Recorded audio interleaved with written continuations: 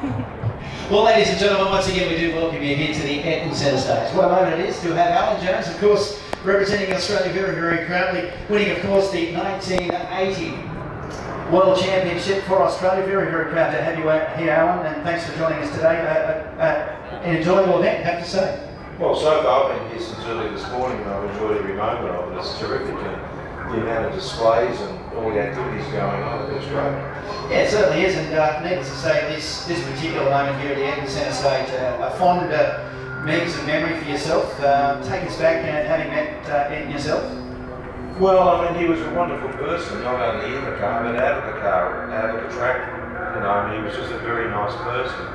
He's the only Formula 1 driver that's ever sent me a Christmas card. I don't know whether that was just a bit of good psychology or not, but no, he was a lovely guy. And unfortunately, we'll just never really know what great things he may have been able to go on.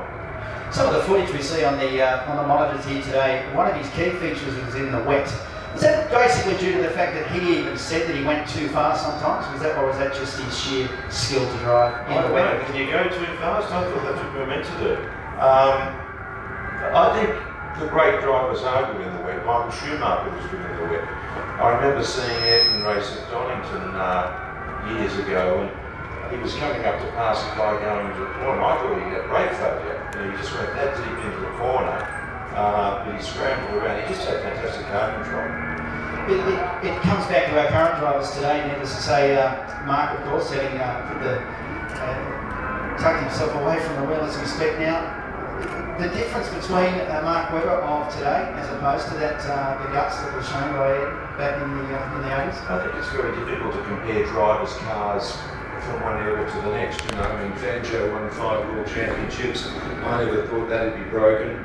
Schumacher came along and won 7, which was an unbelievable feat, considering that he won his 7 World Championships. He was driving against factory teams. When Fangio, with all due respect to Fangio, I'm a great man, half the field were amateurs, and there was the other half were factory. When Schumacher won his 7 titles, they were all proper factory cars, and it was a lot harder to do. Incredible feat, and who knows what Ed may have gone on to do had he concluded. Certainly. The Mark Webber thing, if I just pick it up, I had a lot of questions, and a couple in particular asked today. In your eyes, do you consider to him have had a great career and fulfilled everything he would have done? I'm not going to stand here in front of a whole lot of Aussies and say no, am I? Do that at the time. I didn't ask the question, a couple of people asked it today. No, look, I think Mark's career in Formula 1 is something he should be really proud of. He was a great ambassador for Formula 1, he was a great ambassador for Australia, and at the end of the day he won 9 Grand Prix, he enjoyed a very good lifestyle, and he did what the majority, not only Australians, but most blokes in the world would like to do. So, you know, he's done something he should be proud of. Going back with yourself to 1976, venturing over to Europe, was that an intimidating kind of time for yourself as a younger driver? No, not really, because you're young and stupid and you're bulletproof and you can do anything.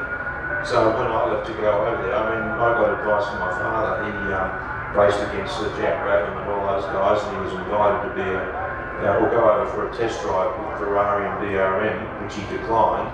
And Jack Brabham went on, as we know, to won the World Championship 3 times. And he said to me, listen, get over there, because if you don't do any good or you get sick of it, you can always come back. Australia will be here. So I think every young Aussie should go over there with that frame of mind, thinking, I'm going to give it my best. And if by some chance it doesn't come off, I can always come home. Sure. Sebastian Vettel, of course, another figure that we all, the household name pretty much now.